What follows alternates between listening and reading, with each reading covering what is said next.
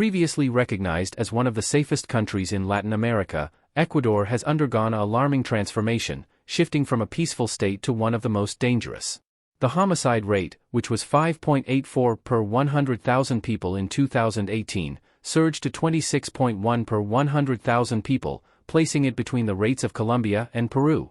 Ecuador's former reputation as an island of peace in the region has been dismantled due to a series of disturbing events, including recurrent states of emergency, widespread riots in prisons, murders, and escalating violence associated with cartels and gangs. This video aims to examine recent events and gain a better understanding of the current situation in the country. On a daily basis, Police Major Stalin Armijo makes it a routine to call his wife before embarking on patrol duty in one of the world's most perilous cities. Despite having taken up this position 8 years ago, his family continues to reside several hours away in the country's capital, Quito. Due to the intensifying drug war in what was once a tranquil town, he finds himself visiting them only once a month.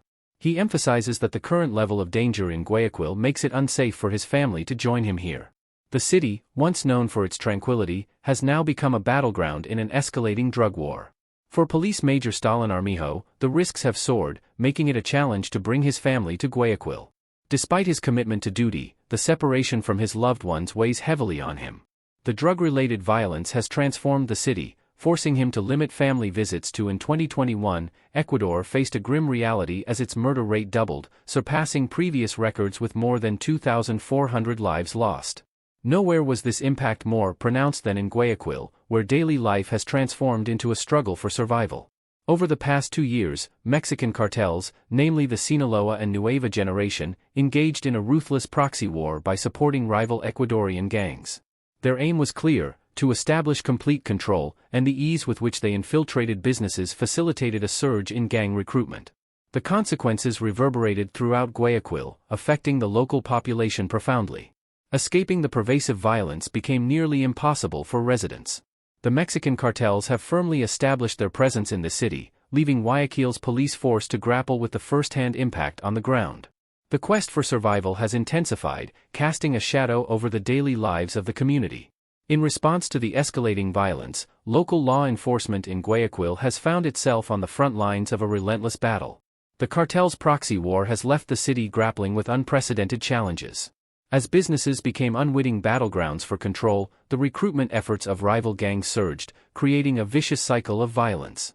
The once peaceful streets of Guayaquil are now marred by the far-reaching consequences of this drug war. Residents, caught in the crossfire, navigate their daily lives with a heightened sense of caution and fear. The city's police force, faced with the daunting task of maintaining order, has felt the impact firsthand. As the Mexican cartels solidify their presence, the struggle for control not only involves criminal organizations but also poses a direct threat to the safety and well-being of the community.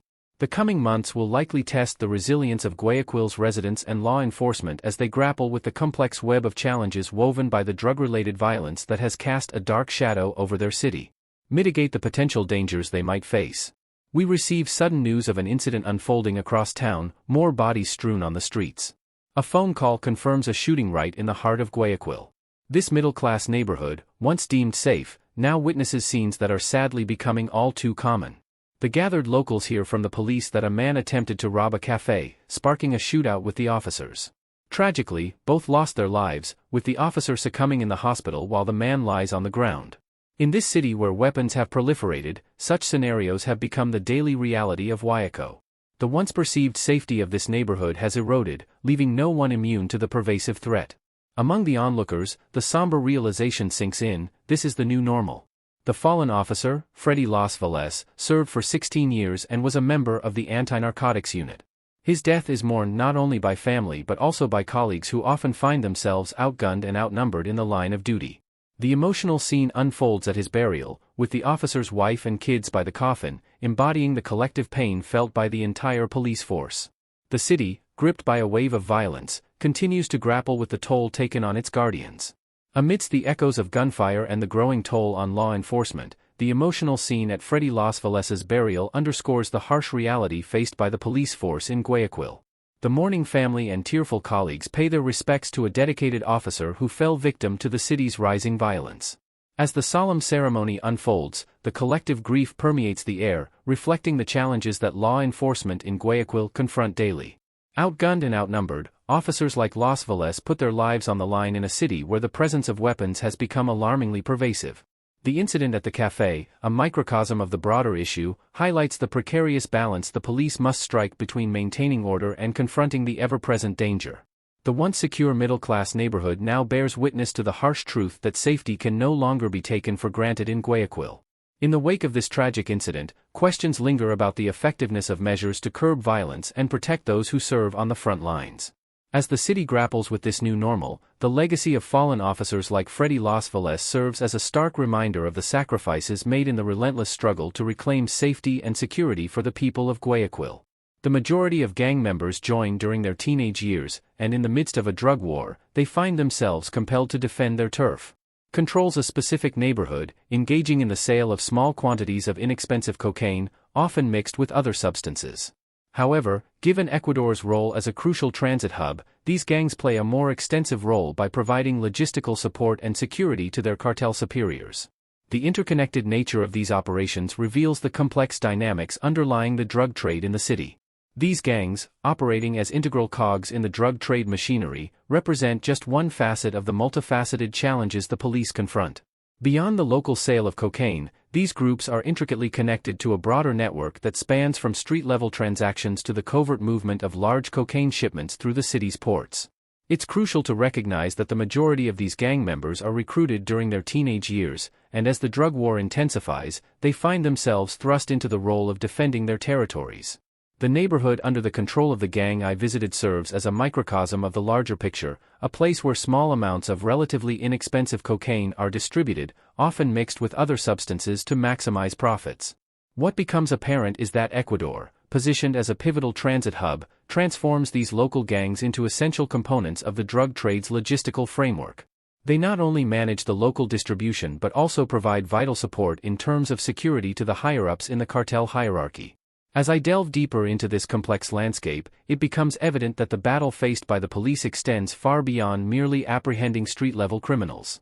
It involves dismantling an intricate web of interconnected activities that fuel the drug trade, with each gang playing a role in sustaining this illicit supply chain. Understanding these dynamics is essential for comprehending the formidable challenges that law enforcement in Guayaquil grapples with daily. It's a situation where individuals, gripped by fear, feel they have no alternative but to engage in the drug trade. This illicit industry continues to expand unchecked.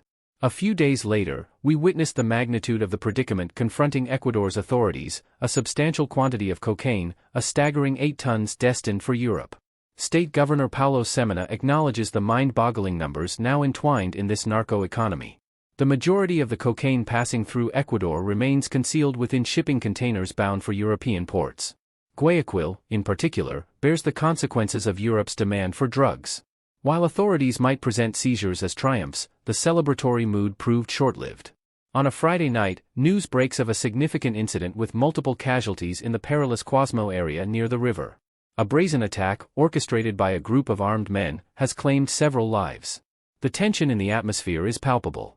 Conversing with a local journalist in the crowd, it becomes clear that the assailants arrived by water, swiftly executing their deadly assault before fleeing in a boat. Subsequent police confirmation reveals the grim reality of 6 lives lost in this shocking incident. The Friday night incident near the river, referred to as Quasmo, sends shockwaves through the already tense atmosphere. The brutal attack, carried out by a group of armed assailants arriving by water, leaves several people dead. In the aftermath, the community grapples with the harsh reality of the violence that has once again struck close to home.